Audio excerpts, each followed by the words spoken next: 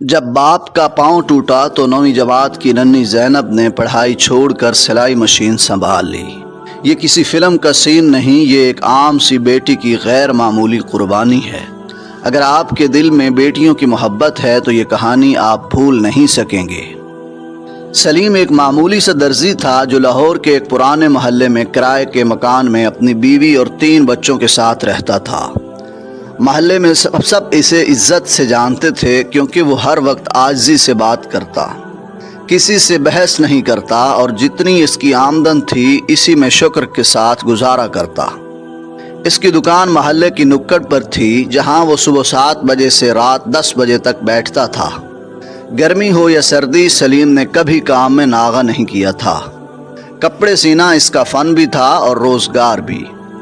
سلیم کی زندگی میں ایک ہی خواب تھا کہ اس کی بیٹی زینب پڑھ لکھ جائے اور کسی دن اپنے باپ کا سہارا بنے۔ زینب 9ویں جماعت میں تھی اور ہر وقت پڑھائی میں لگی رہتی تھی۔ سلیم اس کی کتابیں اور فیس بڑی مشکل سے پوری کرتا تھا، لیکن زینب کی ماں اکثر شکایت کرتی کہ تم صرف زینب کے لیے کیوں سب کچھ کرتے ہو، باقی 2 بچے بھی ہیں۔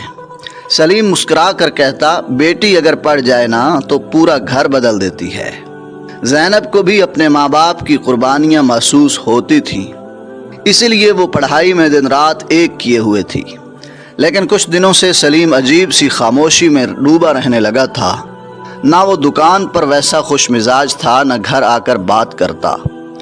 زینب کئی بار پوچھ چکی تھی، ابو ٹھیک تو ہے نا، لیکن وہ صرف سر ہلا دیتا۔ اصل بات یہ تھی کہ سلیم کی دکان جس پلازہ میں تھی وہ بکنے والا تھا۔ نئے مالک نے سب سے 2 ہفتوں میں دکانیں خالی کروانے کو کہا تھا۔ سلیم کے پاس نہ کہیں اور جگہ تھی، نہ اتنی رقم کہ وہ نیا کرایہ دے سکے۔ وہ دن رات یہ سوچ کر پریشان تھا کہ اگر دکان چھن گئی تو بچوں کا خرچ کیسے چلے گا، زینب کی پڑھائی کیسے مکمل ہوگی، اور وہ سوال جو اسے راتوں کو سونے نہیں دیتا تھا کہ کیا وہ اپنی بیٹی کا خواب ادھورا چھوڑ دے گا۔ 2 دن بعد سلیم خاموشی سے ایک بڑی مارکیٹ میں گیا جہاں دکانوں کے کرائے آسمانوں سے باتیں کر رہے تھے۔ وہ صرف معلومات لینے گیا تھا، لیکن اندر ہی اندر دل میں امید کا ایک ننھا سا چراغ بھی جل رہا تھا۔ وہ ایک پرانی سی دکان پر رکا جس کے باہر پرانا سا بورڈ لگا تھا کہ یہ دکان کرائے پر دستیاب ہے۔ مالک ایک بوڑھا شخص تھا جس کے چہرے پر زمانے کی تھکن اور آنکھوں میں عجیب سی شفافیت تھی۔ سلیم نے پوچھا، بابا جی کرایہ کتنا ہے؟ بوڑھے نے اسے سر سے پاؤں تک دیکھا اور پوچھا، کام کیا کرتے ہو؟ سلیم نے بتایا کہ وہ درزی ہے، پرانے محلے میں سالہ سال سے کپڑے سیتا آ رہا ہے۔ تو بوڑھے نے ایک لمحے کو خاموش ہو کر کہا، میرے بیٹے یہ دکان کئی برس سے بند ہے، کوئی آئے اور یہاں پھر سے زندگی لائے تو اچھا لگے گا، کرایہ کی فکر نہ کرو۔ تم سچ بولنے والے لگتے ہو، میں تمہیں 3 مہینے مفت دوں گا، بعد میں جتنا بن پڑے دے دینا، کوئی زبردستی نہیں ہوگی۔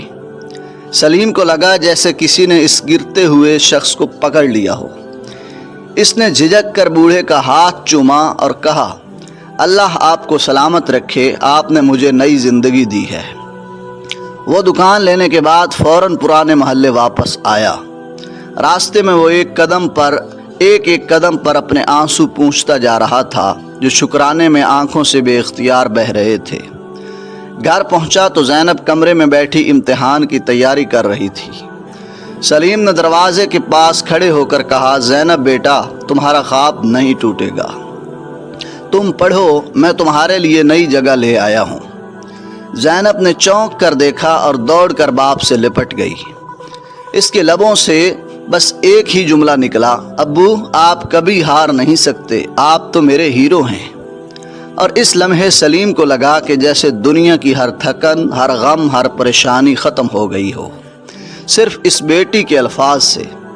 لیکن زندگی اتنی آسان کہاں تھی۔ اگلے دن جب سلیم دکان کا سامان اٹھا رہا تھا تو اچانک ایک بھاری دراز اس کے پیر پر آ گری۔ پیر کی ہڈی ٹوٹ گئی، درد سے کراہتے ہوئے وہ گر گیا اور لوگ فوراً اسے قریبی اسپتال لے گئے۔ ڈاکٹر نے کہا 6 ہفتے کا آرام ہے، کوئی کام نہیں کر سکتے۔ سلیم آنکھیں بند کیے بے بسی سے ایک ہی بات سوچتا رہا، اب زینب کی فیس کہاں سے آئے گی، دکان کیسے چلے گی۔ زینب کے دل میں جیسے کسی نے خنجر چلا دیا ہو۔ ابو کی ٹانگ ٹوٹ گئی تھی، دکان ابھی نئی تھی اور گھر کا خرچ ایک سوالیہ نشان بن چکا تھا۔ لیکن اس رات زینب پہلی بار دیر تک چھت کی طرف دیکھتی رہی، جیسے رب سے کچھ کہنے کی ہمت جمع کر رہی ہو۔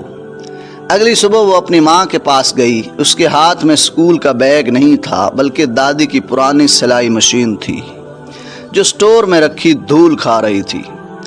امی، میں اسکول نہیں جا رہی، میں سلائی سیکھنا چاہتی ہوں۔ ماں چونک گئی، تم پاگل ہو گئی ہو؟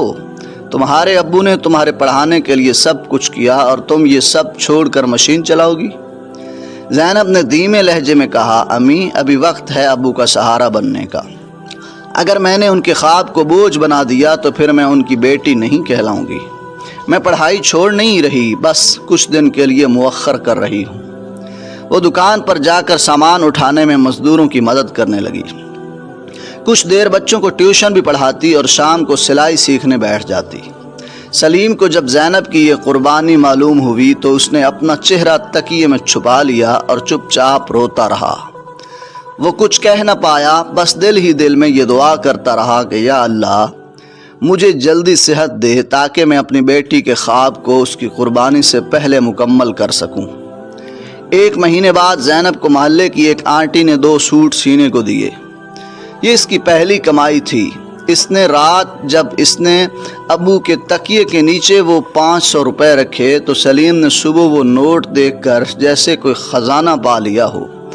اس دن اس نے پہلی بار ہسپتال کے باہر بیٹھ کر دھوپ میں ہاتھ اٹھائے اور کہا، یا اللہ، مجھے کبھی امیر نہیں بنایا، پر تو نے مجھے ایسی بیٹی ضرور دی ہے جس کے ہوتے ہوئے مجھے فقیری بھی بادشاہی لگتی ہے۔